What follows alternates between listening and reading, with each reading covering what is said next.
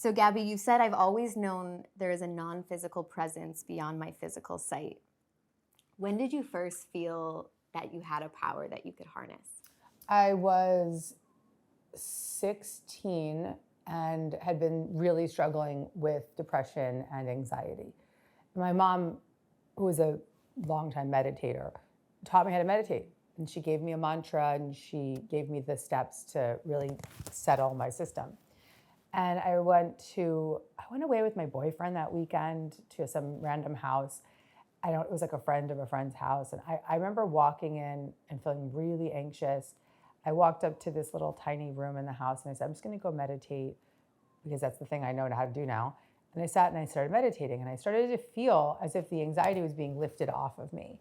And my hands kind of went numb and I started to feel as though there was a presence around me, supporting me, healing me, releasing me of that energy. I, from that point forward, knew that I wasn't alone and that there was always an energetic support system. And it's been that development of that relationship, to that connection ever since. So I actually just read Super Attractor. Oh, cool. For the first time. I'm now going down a wormhole of your books. There are 9 of them. And one of the things that has really struck me is the idea that you're not alone. You're not at it alone, that support that you're talking about. I've heard you talk about miracles, especially when you were struggling with addiction.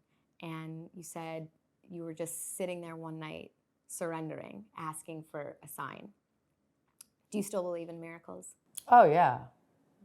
Well, I think that there's this really cool quote from this metaphysical text that's miracles are natural, but when they're not occurring, something has gone wrong.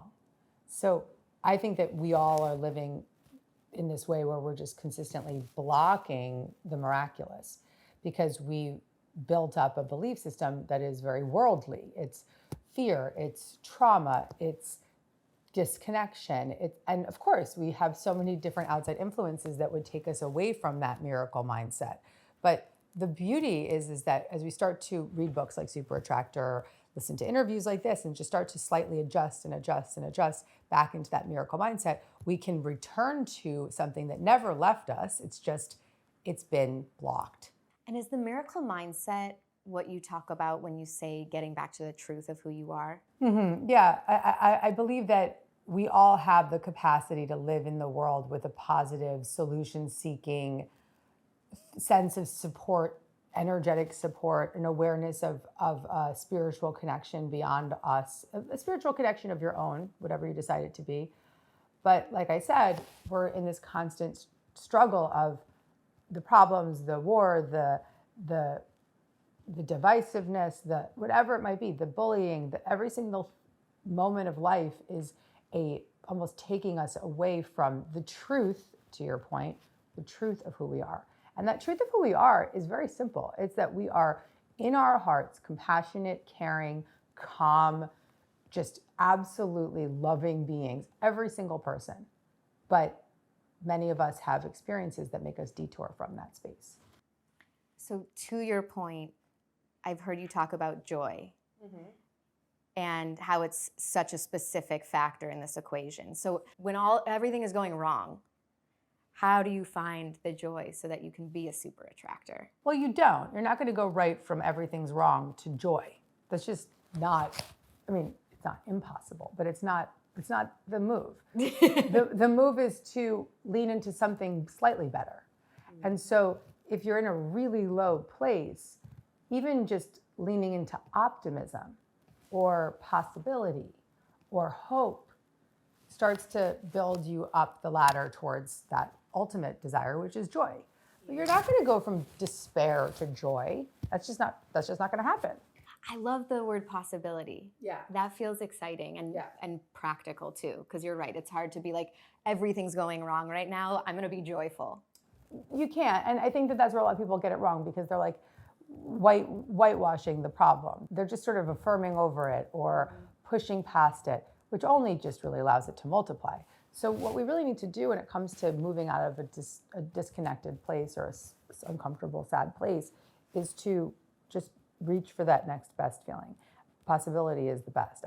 I always love the affirmation. It's like probably something I say over and over again throughout the day is I'm open to creative possibilities. Because if something's not working out, okay, it's not working out. So what's the creative possibility that's going to be revealed to me?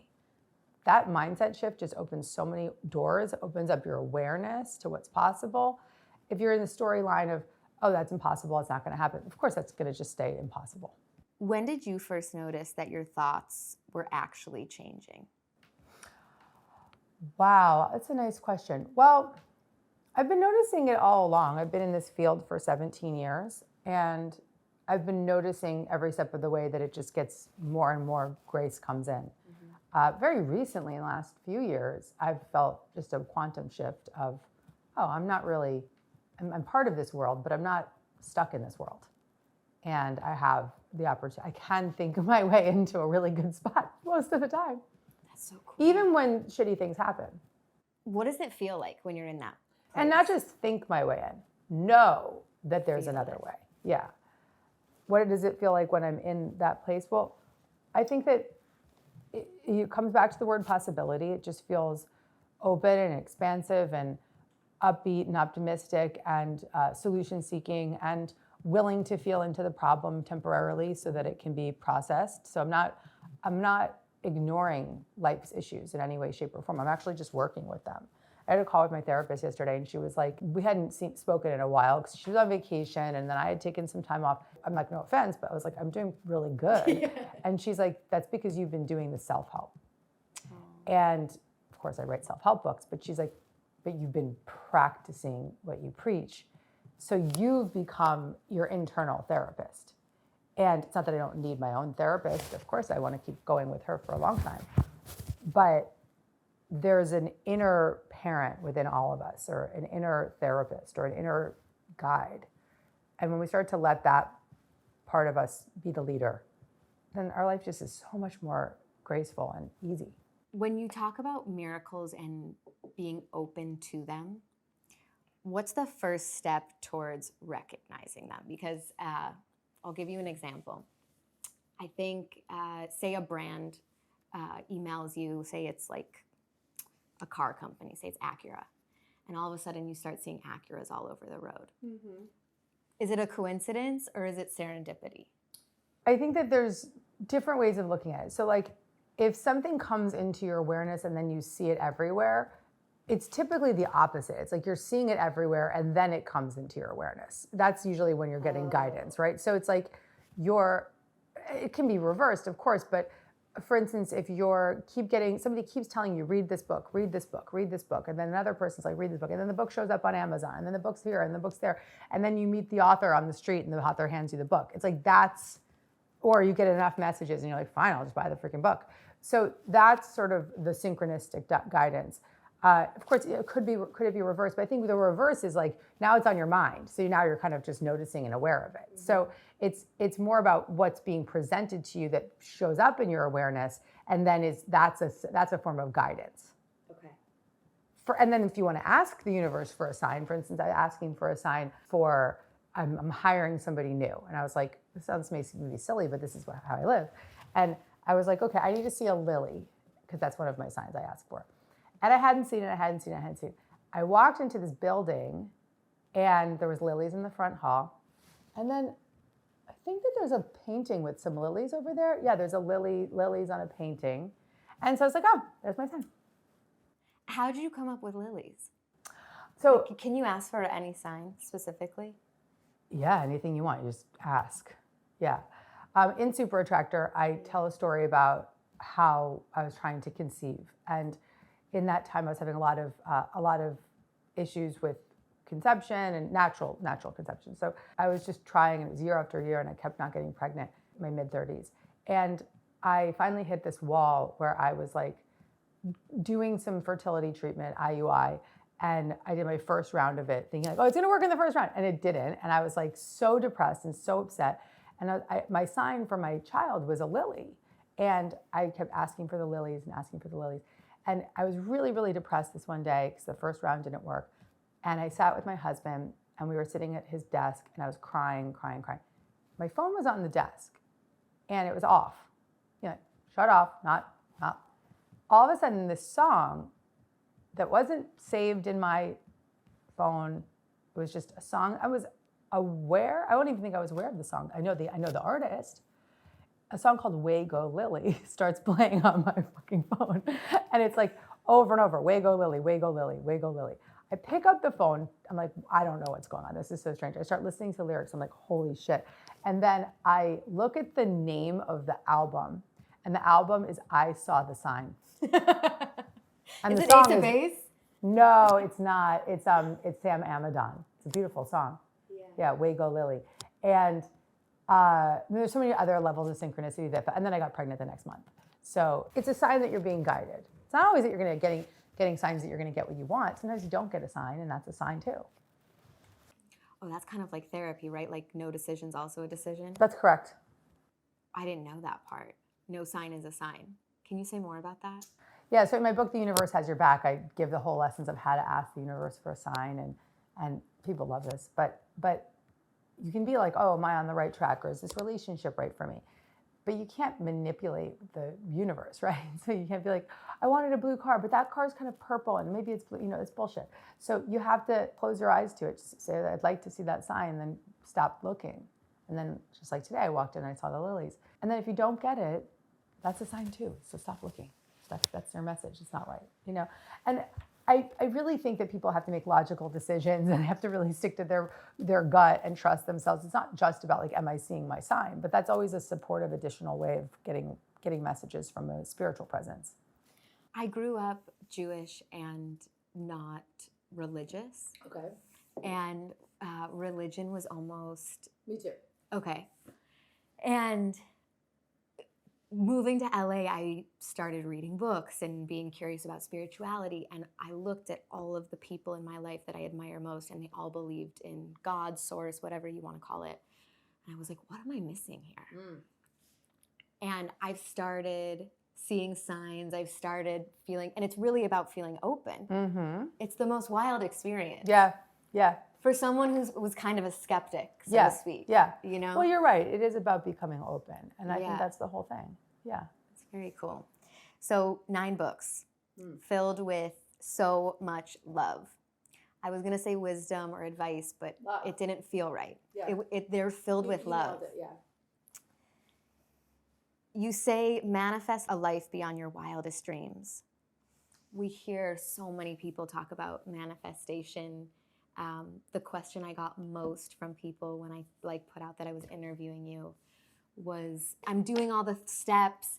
I hadn't heard about this, but somebody said there isn't driftwood. She'll know what that means.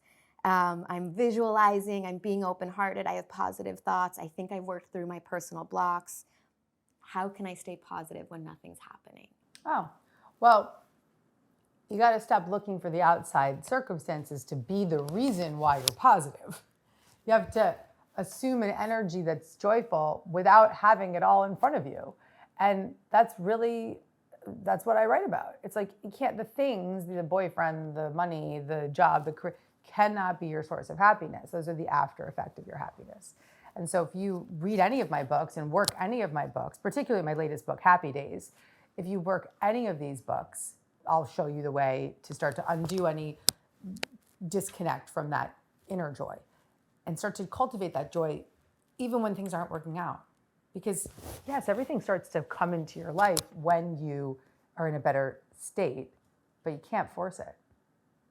Where can people start if they don't know how to manifest? Where to go? I know, obviously. I would say read Super Attractor, yeah. Or read The Universe Has Your Back and then read Super Attractor. Did I read it out of order? Not at all. No, you read what you need. Like if that's what you were hit to read, Right. That's what you were ready for, yeah.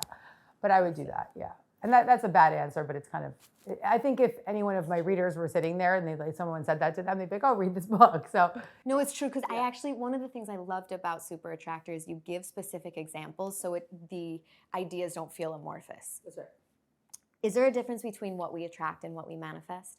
That's an interesting question. No one's ever asked that for me. Okay, so what we attract versus what we manifest. Well, not necessarily, because I think that I would just use that word interchangeably.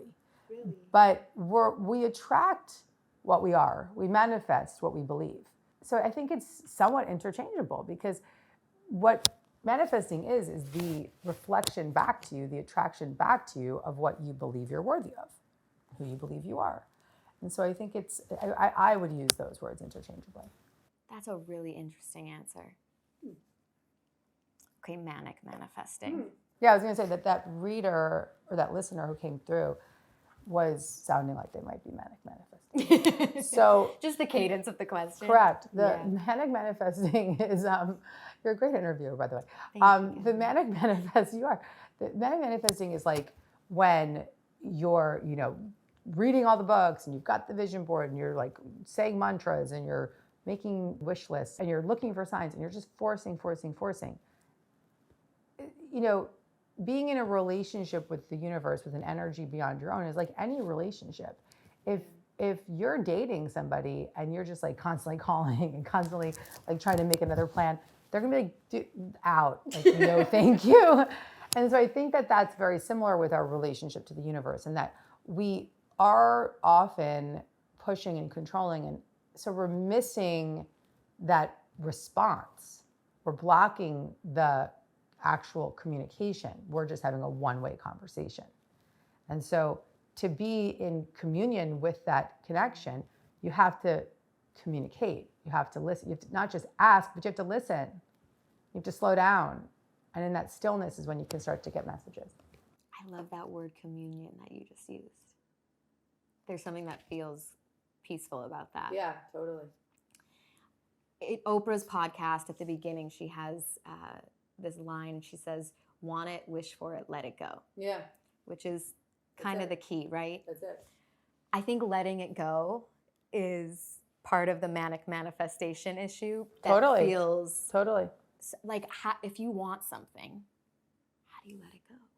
Well, it's funny that you said that. So I did a Super Soul Sessions talk for her, and it's on her podcast for Oprah. And it's all about surrender. Yeah. And it's also based on a chapter in The Universe Has Your Back, all on the spiritual steps to surrender. So that would be a good resource for somebody to go to YouTube and just watch that surrender, the spiritual steps to surrender. It lays it out for you completely. But I think that the biggest thing is to forget what you think you need. What you think you need is actually so much smaller than what's actually possible for you. So let that go and open you can want what you want, right? Yeah. Ask for it. Is that what she said? Want what you want. Want it, wish for it. Want it, wish for it. Let it go. I think that just follow Oprah's advice. That was good. So fear. The opposite of love is fear, right? When I was reading, I started reading Marianne Williamson because of you. Yeah. And I think she defines a miracle saying that it's when you move from fear to love, which is a cool definition. Is fear ever a good thing? Oh, yeah. I mean, we have to have fear to not walk in traffic. And I don't think that there's any bad part of who we are. It's just when those parts of us become extreme. So fear in a non-extreme way is what allows us to speak up for ourselves or know how to get out of a room when it's not safe, or not walk in the middle of the street, or whatever it might be, right? Or, maybe even in these days, like maybe wear a mask on a plane. Like it's not always a bad thing, but when fear becomes an extreme behavior or extreme emotion, it can become detrimental because it becomes addictive. It's like, okay, I can never walk out of my house again because I'm afraid of COVID, or when it becomes unmanageable. So no emotional state or no way that we live is bad. There's no bad part of who we are. It's just there's parts that become very extreme. And is fear really the root of anxiety? Yeah, I definitely believe that anxiety comes from trauma, which is fear, which is unresolved events of fear. It's fear that's stuck in the body, it's stuck in the neural loops, and can create a lot of anxiety. It's so helpful to know that when those feelings come up, you have to think about love. Well, I would say that you can, like Marianne would say, return to love through a prayer or through an affirmation. But I do believe that there's also this other layer of just befriending that fear. Because if you try to just say, okay, I have this fear and now I'm going to lean towards love, it's it's not always going to happen that quickly. It's really valuable to start to work with and befriend the fear. And I talk about that a lot in Happy Days, my latest book, where I take a lot of the spiritual principles that I've written about before, but I take it to another level with a lot of therapeutic principles that I've used in my own life and trained in to give people even a deeper exploration of what's going on. To add on to what you just said, I really have enjoyed learning from you because of that. It feels practical and not like Abraham Hicks for me.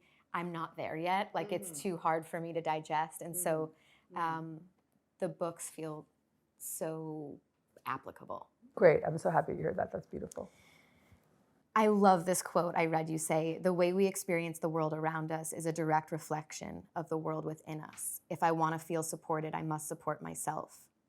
What are some tips you have for being your own biggest supporter? So what I'm teaching now that's really at the forefront of my work, and it's the next few books I'll write, is based on a model called internal family systems therapy. And I think that what I'm doing best is translating it because it's sort of dense, but the concept is very simple. We have different parts of who we are. They're extreme parts of like childhood trauma, exiled. We shut them away. We're like never talking to you again, whether it's being bullied or abused, whatever. And then we have these other parts of us that are protector parts. So fear is a protector, addiction's a protector, controlling is a protector. And those become very extreme behaviors because they're really activated whenever we get that exiled part kicked up. Are you tracking with me? Yep. Okay. But what we all have is self, and self is the internal therapist, the internal parent, the adult resourced, undamaged part of who we are, the compassionate, caring, calm part. And so when we let self start to lead our inner system, everything starts to really relax. And that's how I live now. And that's actually why my therapist said to me, well, you're doing all the self-help, that work of literally self-helping my internal system. So the more access you get to that higher self or inner guide, God within you, whatever you want to call it, the more that voice becomes the louder voice in the room. And so when you have problems, you're not going into the protector part of control or fear. Maybe you do temporarily, but you know how to self-soothe. And that's a really cool way of living. Really? My next book. I feel like I need that, and so does everyone else. No, it's going to be this very big transition of my career because this work is so extraordinary and it's sometimes only available to people in therapeutic sessions. And it has to be mainstream. It has to be brought out in a bigger way. And so I'm doing that. Because I've been doing therapy for probably 5 years now, and I'm just getting to reparenting. Yeah. So that's still like a long time to go through therapy. I've been in therapy for almost 20 years and still working on it. Right, so that's so helpful. But reading Happy Days. Happy Days is the guided path from trauma to profound freedom and inner peace. It's my deepest book I've ever written. I think it's a must read for all humans, but you have to be willing to look at that book to be able to read it. The first interview I ever did on this podcast was Alicia Menendez. She's a MSNBC reporter. She wrote a book called Likeability Trap, and it really impacted me. And she said, "I'm so glad the book found you." And I said, "What do you mean? I picked it up." And she's like, No, it found you. That's right. It stayed with me. She was right. The books they find you when you're ready. That's right. A 2015 study said millennials are less religious than previous generations, but just as spiritual. What does that tell you about this generation? I hope I've had something to do with that. Here we are on 12th Street. I was on 13th Street 17 years ago leading these talks on spirituality, and all these young New York City women were coming out and just, I was in my 20s at the time, and just craving it. And of course, this became a big movement of like the wellness industry and spiritual conversations. And look, I think there's nothing greater than that becoming a trend because it's a beautiful way of living and a beautiful way of thinking, even if it's trendy. I think that may be part of it, is that there was a conversation that was explained in a lexicon that people could resonate with. And I'm not going to be like, I'm taking full credit for the reason that millennials are interested in spirituality, but there's people like myself that have been doing this work for that generation. And so I think that being an explainer and a translator and writing books about this kind of content just plants a seed, and that seed can then spread to the other author who writes about it, and the other author who writes about it, and another person that opens up to it, or whatever that might be. So I also think this generation is looking for answers beyond their physical sight, because it's a very strange time to be alive. We do a little rapid fire. Cool. A place you've been that inspires awe. I just got back from Machu Picchu in Peru, and it was one of the most incredible places I've ever been, and I was like downloading. It was really wild. That's so cool. Yeah, it was really cool. For people who, what does downloading mean? Like just feeling inspiration, connection, hearing messages. A skill you'd love to learn. Spanish. What's been your greatest awakening? Really when the IFS work clicked in. So when I was like, oh wait, I have a parent inside of me that can take care of me all the time. Wow. One question you should ask yourself if you're feeling stuck. Well, I would become curious and ask, what do I notice in my body, and what do I know about that? Your best communication tip. Oh, be yourself. Just have fun and be yourself. Oh my God. I like that you said have fun. Yeah.